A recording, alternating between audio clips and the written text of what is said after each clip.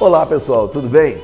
Vamos falar com vocês nessa videoaula dos solos aluviais, ou ainda solos de aluvião. Bom, primeiramente, o que são esses solos? São solos considerados como azonais, ou seja, podem se formar em qualquer zona térmica e eles estão associados a quê? A dinâmica de deposição de sedimentos, que na maioria das vezes tem sua origem em outras regiões e que são carreados para aquela região através de uma dinâmica hídrica, como por exemplo a atuação dos rios, ou ainda através da ação eólica, a dinâmica de ventos. Desta forma, é muito comum encontrá-los em regiões de planícies litorâneas ou de planícies fluviais. O que acontece nesse caso especificamente? Esses solos não apresentam horizontes bem desenvolvidos. O que significa isso?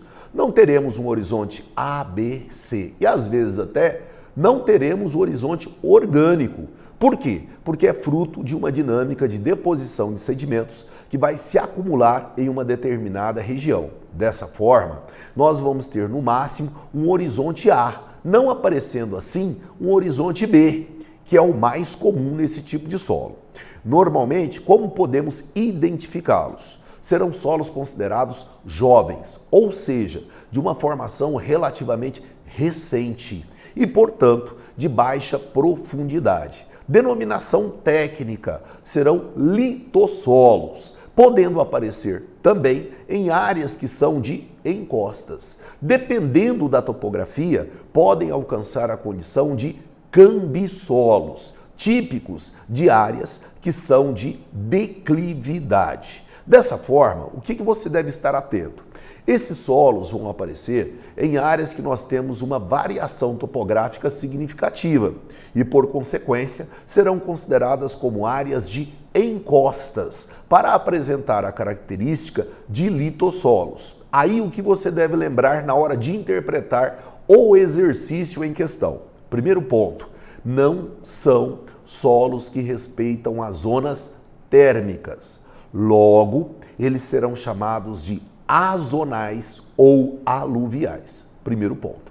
Segundo ponto importante, você deve lembrar que esses solos se associam a características topográficas do terreno. Então, o que vai ocorrer nesse caso? Eu preciso ter o efeito da variação do relevo para que gere condições de declividade. Como que nós vamos chamar isso? Encostas. Então, nesse caso, eu tenho a combinação da geomorfologia com a climatologia para gerar uma condição pedológica. O que isso significa? Terceiro ponto, não é possível encontrar 4 horizontes bem formados. O que seria isso? Horizonte orgânico, o horizonte A, o horizonte B e o horizonte C. Normalmente, identificamos apenas o horizonte A, não chegando a formar o horizonte B. Outro aspecto importante é você lembrar, então, que podemos ter esses litossolos chegando à condição de cambissolos, dependendo da condição topográfica. Então, vamos recordar temas que já demos em outras videoaulas. O que já vimos? Os solos zonais. O que já vimos? A classificação dos horizontes do solo. E agora estamos falando dos solos azonais, que estão associados a clima e topografia. Então é muito importante, você que ainda não se inscreveu no nosso canal, que você se inscreva, assista às aulas e curta. Até a próxima!